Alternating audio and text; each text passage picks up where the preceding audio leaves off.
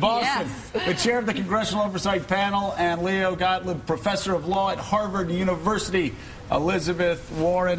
Professor, thank you for being with us. Yesterday, of course, Barack Obama said he understood the big bonuses at the big banks because, after all, baseball players get paid a lot of money. What's your response?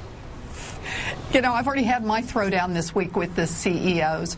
My big problem is these are the guys who destabilize the American family with their credit products, who destabilize the American economy, who turn to us for a bailout, and who now are spending big bucks lobbying Washington to make sure that none of the rules get changed. So that's the fight I want to pick, and I'm willing to pick it. My goodness. What do you believe is behind the president's decision to suddenly be kinder and gentler to Goldman Sachs and Morgan Stanley? You know, I don't know. He doesn't ask me for advice, and I truly don't get it. These are the guys, these CEOs, who are saying, yeah, so, you know, this is how we made our profits, this is how we destabilized the economy, this is how we brought us to the brink of collapse, this is how we had to have bailout money from you. But let's keep all the rules the same.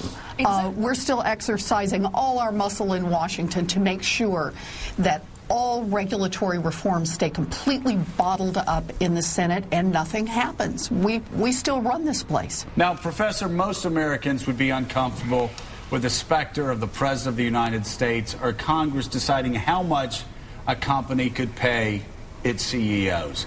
But isn't it possible for us to somehow empower shareholders, like the White House was talking about, so, as in Europe, shareholders could determine how much CEOs get paid, and it's up to them. And if they want to run their company into the ground by paying exorbitant bonuses, that should be up to the shareholders. Because right now, don't CEOs protect themselves from the shareholders setting the salaries? Oh, absolutely. They fight to make sure that there are no direct ballot initiatives for shareholders to be able to review it. And quite frankly, they fought really hard to try to obscure, even for those who want to dig in, to try to obscure information about how much they get paid. And I think that's just wrong. It's a basic corporate governance issue. The shareholders own the corporation. They ought to know how much they pay their employees. And, you know, I just love saying CEOs are employees, after all. Yeah. You know, Peggy, Quinnipiac has a poll out about new fees on the nation's largest banks, and it appears that when it comes to going after the banks, most Americans are not with the president here. 57% of Americans support new fees on some of the nation's largest banks. 35% oppose it. Is this runaway populism, or is this does this make sense? You know, on the president and his comments in the Bloomberg thing, there's a feeling of something fatally compromised about the president's approach to Wall Street. Right. You know, politically compromised and trying to get to the right political sweet spot in his relationship with them. I think in the Bloomberg... Well, Peggy, they're his biggest donors. He gets more money from Wall Street than anybody else. It is an amazing thing that the cliche in this case has no connection to the reality. The cliche is that Wall Street is rich, fat cat, brutal, nasty Republicans. Right.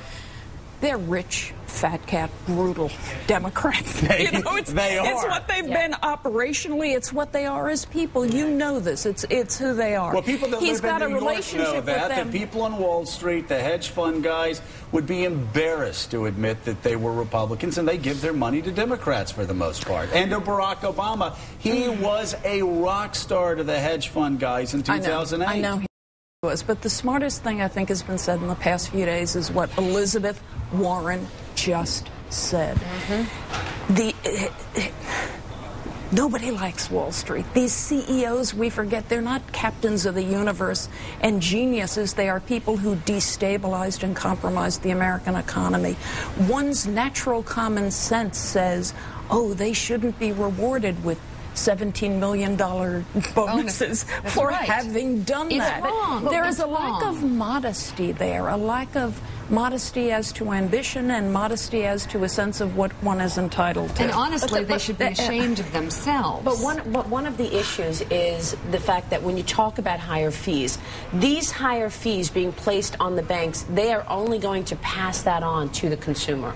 That's what they're going to do. They're just going to raise fees in terms of all of the services that the banks provide. So at the end of the day, the ultimate goal of creating jobs is not going to happen. I mean, we don't really have competition. Let's bring in Elizabeth here. They're all going to raise fees. Elizabeth, if we pass higher fees onto the banks, do they pass it back to us?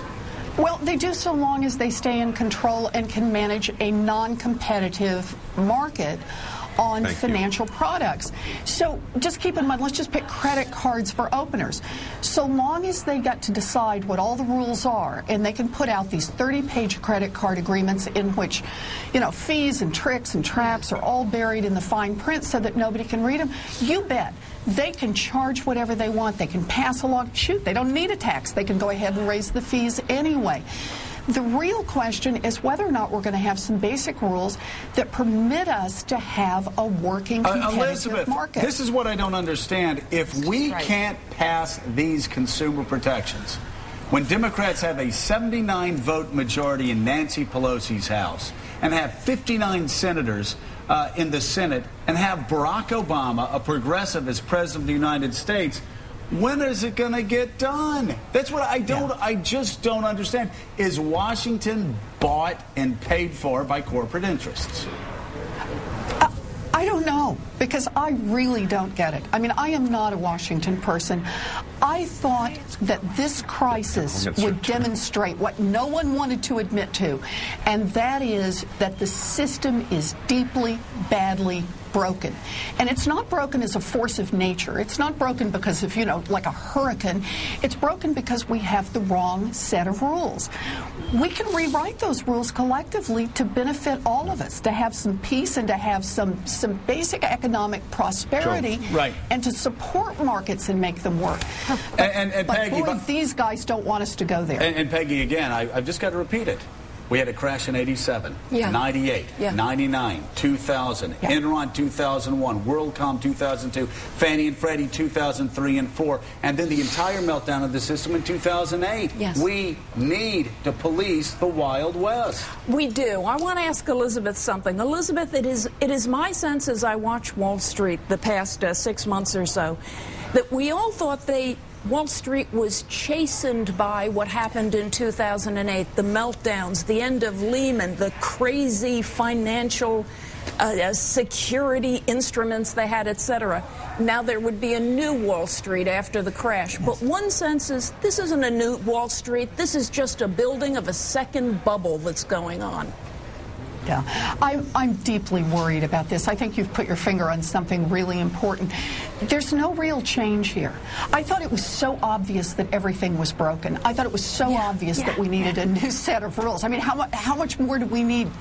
How much further do we have to go down before we acknowledge that? And yet these boys on Wall Street seem to say, you know, look, it's all just about money. And since I get paid the most, that's the strongest indication that I'm the smartest and I'm the most powerful and I'm going to stay in control. You're going to use my set of rules.